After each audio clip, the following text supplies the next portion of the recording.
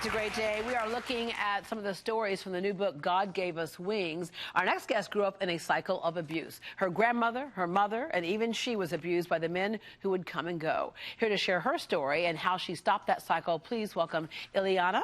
And also still here, Connie Rankin, the author of this book, God Gave Us Wings. All right. Connie, how'd you hear about Lily? Actually, Lily works for me, and she's worked for me for 10 years at the time, and I really didn't know her story. And I don't know why, I just asked her, I said, would you like to be in the book? And not knowing her story. Yeah, that was the case with a lot of people in your book. You would just ask the question, all of a sudden it just unfolds. And it would just unfold.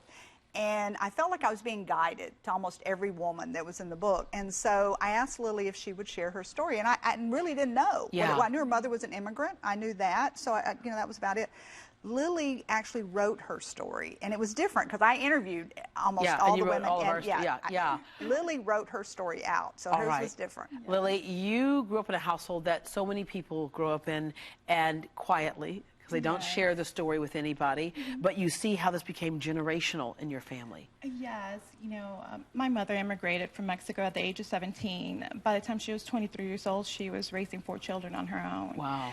And she grew up in a very abusive family. But that's what she saw growing up, right? Exactly. So then that's what us as children were exposed to. She was following her mother's footsteps, basically. Right.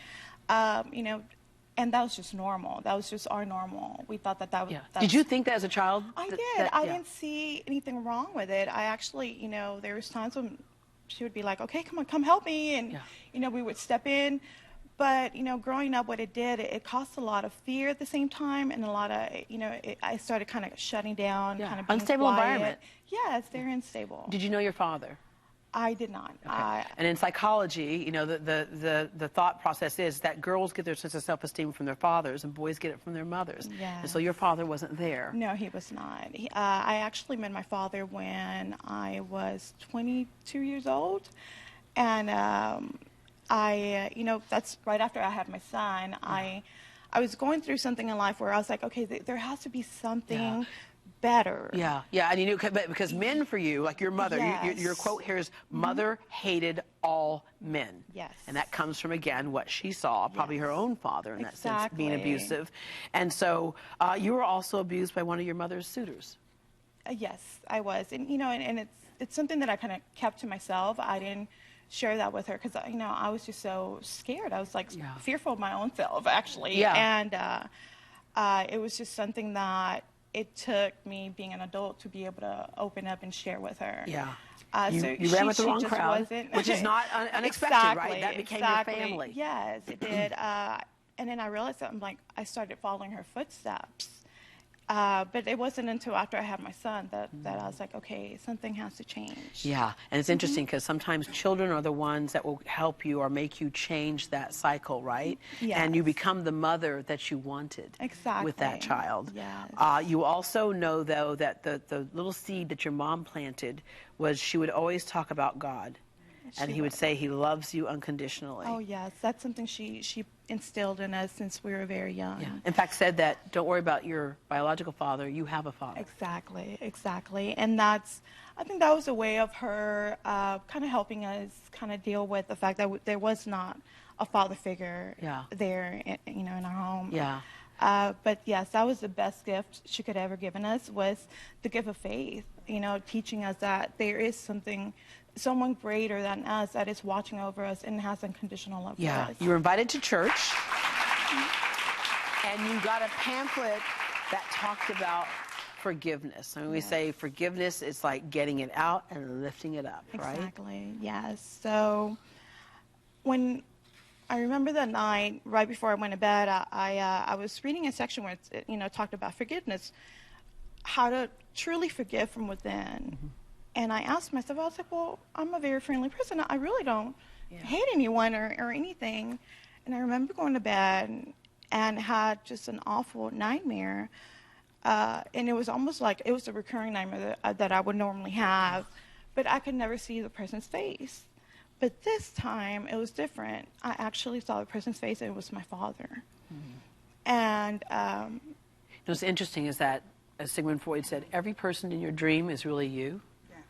And so your father was that piece of you? Exactly. So that's when I made a decision. I was like, I needed to know his side of the story. Yeah. And The I other said, piece of you, exactly.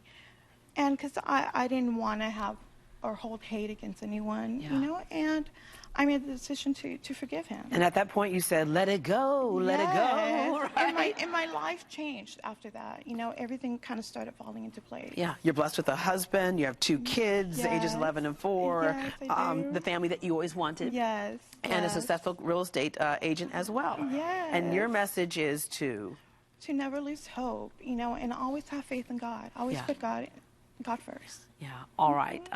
We have Dr. Denise with us still, and this is the importance of modeling what you do in your home with your children, how they hold on to that. Yeah, your comments. Yeah. Well, I think it's so important to realize that everything that we do and say, our children hold on to it. They're like sponges. Mm-hmm. And we do model things after them. So if we do things from a place of grace and love and forgiveness, we're teaching our children that we can do that in every situation. Yeah. However, we also have to remember that some people, they didn't have that in their childhoods. Right.